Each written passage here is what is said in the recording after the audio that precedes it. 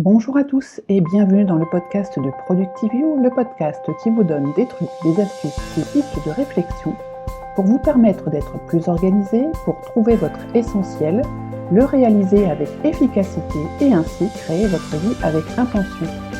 Je suis Priscille Livenet, l'animatrice de ce podcast. Vous retrouverez toutes les notes de ce podcast sur le blog productivio.com, rubrique podcast. Partagez ce podcast, likez la vidéo, mettez une note, une revue sur iTunes afin de mieux le faire connaître. Rejoignez aussi la communauté de Productivio sur Facebook, Twitter, Instagram et Pinterest. D'autre part, j'ai lancé mes activités de coaching et d'accompagnement. Aussi, si vous souhaitez goûter les bienfaits d'un accompagnement personnalisé pour vous permettre de mener une vie intentionnelle, contactez-moi par mail à contact@priscillelivenet.com ou bien réservez directement un entretien découverte gratuit de 30 minutes via le lien qui se trouve dans les notes de cet épisode. À présent, commençons. Dans l'épisode d'aujourd'hui, nous allons parler de ce que nous pouvons faire quand nous nous sentons dépassés par les événements.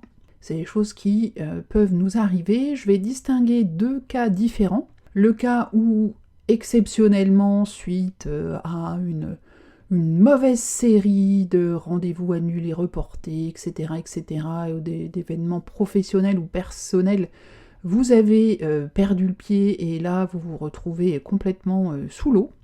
Et puis le cas où c'est chronique chez vous, c'est-à-dire que perpétuellement vous vous sentez sous l'eau.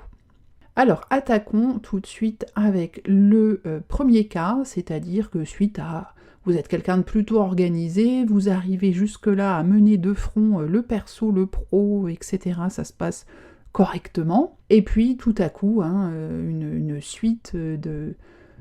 Ça peut être une grippe, une babysitter qui est malade ou une nounou, un collègue qui est malade et vous devez intervenir à sa place, etc., etc. Et puis comme ça, on tombe dans des enchaînements de situations qu'il faut qu'au bout du compte, on se retrouve complètement sous l'eau. Même si on sait que ça va être temporaire, c'est quand même extrêmement désagréable. Alors, petite technique simple, c'est déjà essayer de prendre du recul. Et ça, on peut le faire simplement en fermant les yeux 1 minute ou 2 et en respirant, notamment en respirant par le ventre. Si vous avez même la possibilité d'aller marcher 5 minutes, alors sans musique, sans rien du tout, juste vous et vous-même, en vous concentrant peut-être sur ce que vous voyez, sur la nature, ne serait-ce qu'au même sur votre respiration, ça vous aidera déjà un petit peu à vous calmer l'esprit, parce que dans ces cas-là, on a juste l'impression d'être en ébullition. Une deuxième chose à faire, éventuellement, surtout si vous avez tout à coup votre espace de travail qui est bien saturé, c'est peut-être de nettoyer cet espace de travail, en tout cas de le ranger, de mettre hors de votre vue tout ce dont vous n'avez pas besoin dans l'immédiat, et conserver peut-être uniquement ce qui est utile pour tout de suite maintenant, votre ordinateur, un bloc-notes, un crayon, votre agenda, que sais-je, mais vraiment le minimum, et tout le reste, on va pas forcément le ranger tout de suite, mais en tout cas on va l'enlever de sa vue, de façon à un peu nettoyer comme ça aussi son esprit, parce qu'on voit moins de choses qui nous rappellent ce qu'on a à faire. Un autre point, c'est de reprendre sa to-do list et de rajouter tout ce qu'on nous vient à l'esprit, faire un peu un brain dump, j'en avais déjà parlé dans un épisode il y a fort longtemps, et l'idée là, c'est de vraiment noter, alors sans du tout de catégorisation, sans essayer d'ordonnancer quoi que ce soit, sans prioriser vraiment tout ce qui vous passe par la tête que vous devez faire, que ce soit du perso ou du pro, vous y allez, vous mettez tout, absolument tout. Voilà. Une fois que cette liste est faite, alors ça prend quelques minutes, généralement on n'a pas non plus 55 000 tâches en attente, enfin en tout cas je ne vous le souhaite pas. Ensuite, vous allez reprendre cette tâche, et puis là, on va commencer à faire un petit peu de ménage dedans. Donc peut-être déjà classer d'un côté ce qui est perso, ce qui est pro, si les deux sont mélangés. On va peut-être aussi identifier des tâches qui peuvent être déléguées. Regardez tout ce que vous pouvez donner. Alors si c'est des tâches personnelles, peut-être à d'autres membres de la famille. Si c'est au bureau, d'autres collègues. Regardez un peu ce que vous pouvez déjà vous dispenser de faire, ou en tout cas sous-traiter entre guillemets à quelqu'un. Ça va comme ça un peu alléger votre liste. n'hésitez pas à demander de l'aide. On avait fait un podcast là-dessus il y a 2 ans ou 3 ans. C'est important de savoir demander de l'aide quand on n'y arrive plus. On n'est pas des surhommes ou des surfemmes, donc c'est important de savoir aussi reconnaître quand ça ne va plus. Et un petit coup de main, ça n'a jamais fait de mal à personne. Ensuite, sur cette liste, on va essayer de regarder ce qu'on peut différer. Parce qu'il y a peut-être des choses qui ne sont pas à faire dans la minute, qui peuvent être différées à demain, après-demain, voire même éventuellement la semaine prochaine, voire même aller renégocier certains délais avec votre chef, etc., si c'est possible sur un certain nombre de tâches. Voilà. Et puis de là, il va rester normalement les tâches qui sont vraiment pour des actions immédiates. Et bien l'idée c'est de s'y mettre, c'est-à-dire que je vous conseille de prendre un Pomodoro, votre liste de tâches, puisqu'elles sont toutes urgentes, importantes, on va pas essayer éventuellement de reclasser, machin, vous y allez, vous prenez la première, un Pomodoro, 25 minutes ou 45 minutes selon vos habitudes de travail, une tâche par Pomodoro, et puis on avance, on dépote sa liste. On se met, une petite musique entraînante. Moi je sais que j'ai une playlist comme ça qui s'appelle Focus, et puis une autre qui s'appelle Tonus. Ces 2 listes qui sont d'ailleurs sur Spotify, si vous voulez aller les voir, elles sont sans parole, c'est vraiment uniquement de la musique, et puis avec de la musique assez dynamique dans le cas de la liste Tonus. Et l'idée pour moi c'est vraiment défaire le plus de choses possible en le moins de temps possible, et ces musiques entraînantes en général sont assez efficaces. Et puis petit à petit on va se faire sa liste, et puis on va barrer nos tâches une à une, jusqu'à ce qu'on ait terminé ou presque, et puis on pourra ensuite attaquer sur ce qui reste à faire, ce qu'on a différé. Donc ça c'est vraiment situation d'urgence sur une situation tout à fait, qui n'est pas quelque chose qui est habituel chez vous, on n'est pas dans le sous-l'eau chronique, lié, comme je l'ai dit tout à l'heure, à un enchaînement d'événements malheureux qui ont fait que d'un seul coup on se retrouve sous l'eau. Deuxième cas, là vous êtes sous l'eau depuis longtemps. Très longtemps. Et puis vous vous dites peut-être que ça peut plus durer, et que il serait peut-être temps de mettre un système en place qui va vous permettre de reprendre un peu le contrôle sur vos tâches. Alors la première chose que moi je vous conseille déjà pour reprendre un petit peu votre vie en main, mais là c'est plutôt votre temps en main, c'est de couper vos notifications de mails, de téléphone, de chat, de WhatsApp et consorts, qui vous perturbent, qui vous prennent de l'attention à longueur de temps. Et même si on les regarde pas, rien que l'entendre le petit bruit, ou de voir un petit truc rouge apparaître sur son écran, ça nous coupe dans notre élan et ça attire notre attention. Donc déjà ça, vous allez les couper. Vous allez voir que vous pourrez très bien vivre sans, même si au début, si vous êtes vraiment accro, ça risque d'être un petit peu compliqué. Mais déjà ça va vous permettre de vous concentrer beaucoup plus facilement et d'avancer.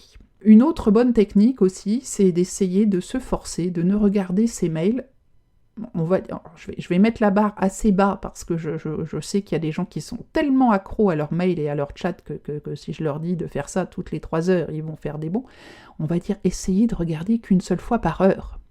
Comme je dis souvent, les mails, c'est quand même pas fait pour envoyer des messages urgents. Il y a encore le téléphone qui marche si jamais on a besoin de faire des urgences. Donc, une fois par heure, a priori, vous devriez arriver à vous en sortir. Et c'est une fois par heure pendant 10 minutes, c'est pas une fois par heure pendant 1 heure, de façon à jeter un petit coup d'œil sur ce qui vient d'arriver et qui nécessiterait éventuellement peut-être une action immédiate de votre part, si vous avez vraiment ce faux mot qu'il va se passer quelque chose dans vos mails et que 1 heure c'est compliqué. Une autre technique aussi à rajouter, c'est de lister aussi ce que vous avez à faire, un peu comme on a vu dans la précédente méthode, se vider un peu la tête. Mais ça, on va le faire régulièrement. On va le faire, par exemple, lors de sa revue hebdomadaire, donc peut-être mettre en place un point hebdomadaire pour relister tout ce que vous avez à faire ce que vous avez dans votre tête, Mais aussi, si vous avez suivi ma série sur la technique GTD, par exemple, ou sur la gestion du calendrier, c'est de se dire, par rapport à ce qui arrive dans mon calendrier, dans mon agenda, qu'est-ce que j'ai à faire? Est-ce que j'ai à préparer des réunions? Est-ce que j'ai à préparer des présentations? Est-ce que j'ai à prendre rendez-vous chez le médecin? Est-ce que j'ai à m'organiser pour ceci, cela? Donc déjà un peu reprendre la main sur tout ce que vous avez à faire pour avoir un peu moins l'impression que ça vous tombe dessus parce que vous avez oublié. Et puis une fois qu'on aura récupéré toutes ces tâches, on va pouvoir ensuite les organiser dans un système de suivi des projets et des tâches, celui que vous avez habituellement. Alors est-ce que c'est un Trello, un Asana, un bullet journal, votre to-do list simplement, voilà, quel que soit le système, si c'est celui qui vous convient, ne changez rien. Mais donc toutes ces tâches, on va les remettre dans ce système de suivi, et comme on va le faire régulièrement, on va rester à peu près à jour. On va aussi travailler à la priorisation des tâches, soit avec une matrice d'Eisenhower, ou bien en mettant des points. Si vous êtes abonné sur ma newsletter sur LinkedIn, vous avez pu voir que j'ai proposé récemment des choses pour un peu prioriser les tâches. Donc ça peut être intéressant pour vous de faire aussi ce genre de petit exercice si vous avez du mal à vous donner une règle de conduite pour savoir ce qui est le plus important et le plus urgent à faire. On va aussi déléguer les tâches, comme tout à l'heure, on va regarder dans ce qu'on a à faire, ce qu'on peut déléguer, ce qu'on peut reporter. On va travailler par batch. Rappelez-vous, le travail par batch, j'avais fait un podcast spécial là-dessus. Je vous remettrai les liens. C'est-à-dire qu'on va faire ensemble toutes les tâches qui se ressemblent. Les mails tous ensemble, passer vos coups de fil tous ensemble, si on a des recherches à faire ou des documents à aller chercher ou du classement à faire, etc. On va essayer de faire toutes les tâches qui se ressemblent sur des courtes périodes de temps, là encore en utilisant la méthode Pomodoro par exemple, de façon à être plus efficace et à se donner comme ça un petit challenge dans la durée qui, pour certaines personnes qui ont besoin de travailler un peu sous pression avec une petite adrénaline, voilà, ça leur lance un petit challenge. Allez, en 25 minutes, il faut que j'ai fait tout ça, et puis leur cerveau comprend qu'il faut s'activer et ils y vont. Une autre technique efficace aussi, c'est de se fixer des limites claires dans le temps que l'on va consacrer à certaines choses. Surtout si on a des tendances un peu perfectionnistes, où on va essayer de fignoler des petites choses et souvent de faire de la surqualité. L'idée là, c'est vraiment de se dire, voilà, je passe tant de temps sur cette tâche, et puis à la fin de l'heure ou des 2 heures, c'est terminé et je prends ce qu'il y a de fait. Et puis on n'en parle plus. Une autre idée aussi, c'est de prendre soin de soi sur le long terme, parce que souvent quand on dort mal, quand on dort peu, on a tendance à avoir beaucoup de mal ensuite à faire surface le lendemain. On va être beaucoup plus dans les émotions, en chute en général. Quand on est en manque de sommeil, on a tendance à avoir une alimentation aussi qui se dégrade, puisque notre cerveau va demander des choses pour compenser le sommeil qui ne sont pas forcément partie des meilleures choses de l'alimentation, comme du sucre par exemple. Et puis si on dort peu, si on dort mal, si on fait des grandes journées, généralement on fait peu de sport, on bouge pas, et puis on arrive dans un espèce de cercle négatif qui fait que tout s'enchaîne, et puis rien ne va plus.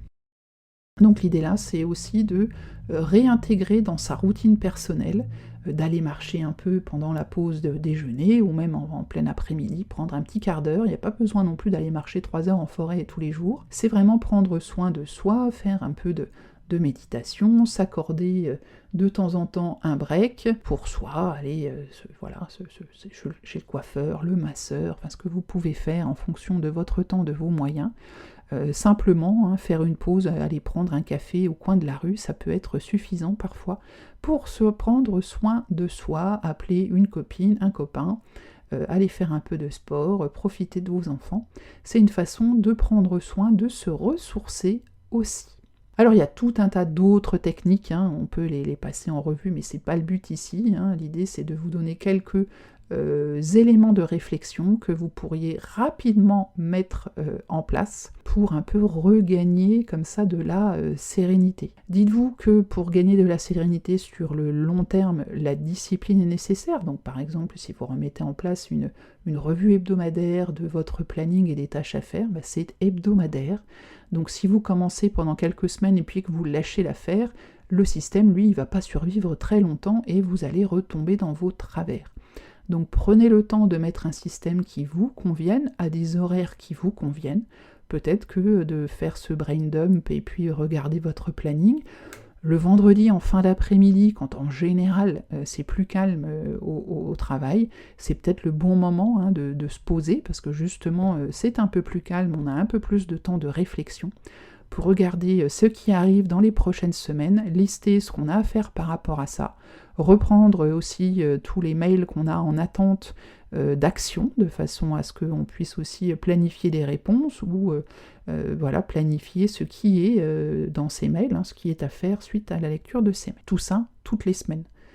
Et voire, pour un certain nombre d'autres choses, c'est tous les jours. Tous les jours qu'on va reprioriser, tous les jours qu'on va chercher à déléguer, tous les jours qu'on va essayer de travailler en batch avec des techniques comme le Pomodoro par exemple. Et les limites, bien évidemment, c'est aussi tous les jours. Donc voilà, on est vraiment dans la discipline. Encore une fois, il n'y a pas une méthode unique qui s'applique à tout le monde. Néanmoins, la récurrence, elle s'applique à tout le monde, parce que si vous faites un grand ménage dans votre esprit juste une fois par an, ça risque d'être un petit peu limité en termes d'action. J'espère que ce podcast assez court vous aura été utile pour vous donner quelques pistes de réflexion pour reprendre le cap sur votre agenda, peut-être même vos mails. Je vous souhaite à tous une très belle journée, une bonne semaine. N'hésitez pas à faire connaître ce podcast autour de vous, à le partager sur vos réseaux sociaux ou à l'envoyer en lien à des collègues qui pourraient être intéressés. Abonnez-vous à ProductiveU sur votre plateforme de podcast préférée si vous ne l'étiez pas, comme ça vous recevrez directement tous les épisodes. Vous pouvez aussi regarder les épisodes sur YouTube, certains sont enregistrés en vidéo, notamment quand il s'agit d'interviews. Donc vous pouvez les retrouver sur la chaîne YouTube de ProductiveU. Et pour me parler, prendre contact avec moi, le plus simple c'est LinkedIn, Priscille Livenet sur LinkedIn, en me mettant un petit mot pour que je puisse vous identifier comme des auditeurs du podcast. Je vous souhaite à tous une très belle journée et à bientôt. Bye bye.